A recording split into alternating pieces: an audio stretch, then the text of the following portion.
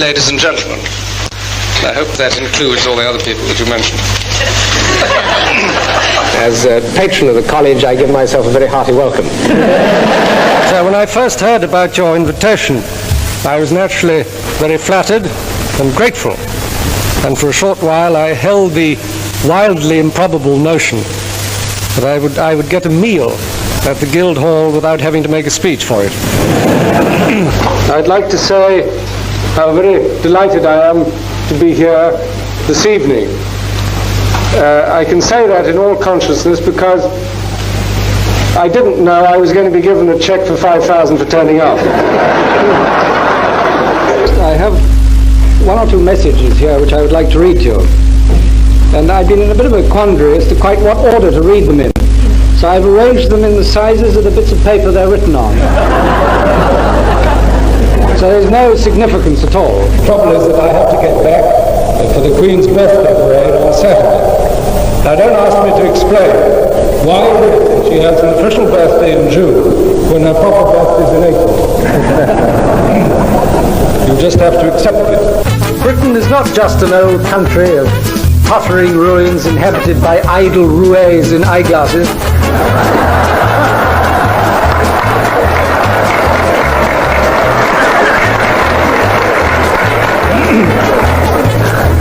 Where yokels quaff ale by the tankard outside rickety pubs, and where all the soldiers are dressed in scarlet tunics and bearskin caps, and spend their time marching up and down for the benefit of visitors from abroad.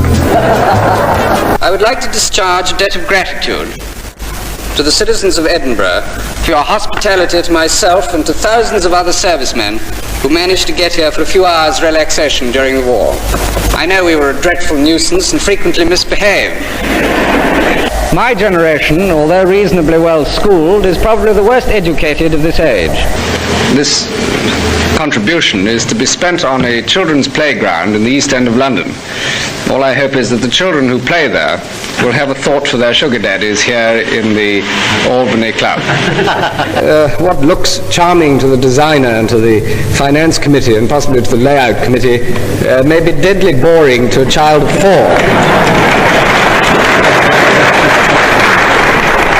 It's all very well to praise the cow, but don't forget the milkmaid. She delivers the goods.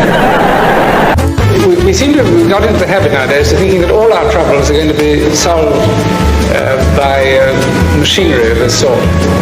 That if you have a lot of science in some strange way, it's going to solve everything.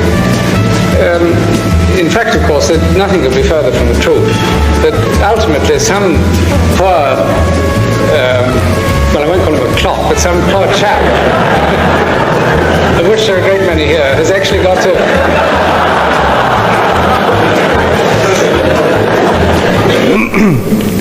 As you heard, tonight's cheque brings the total collected in the last 3 years to £30,000, which I...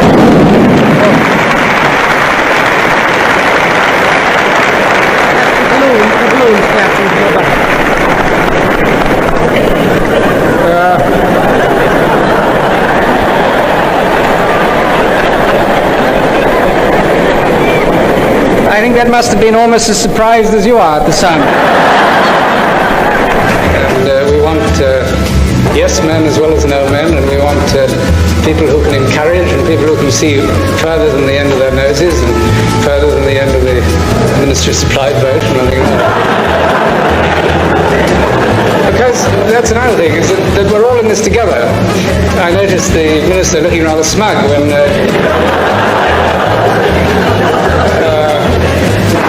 Mr. Burrows said that the press is sometimes rather unkind about the aircraft industry.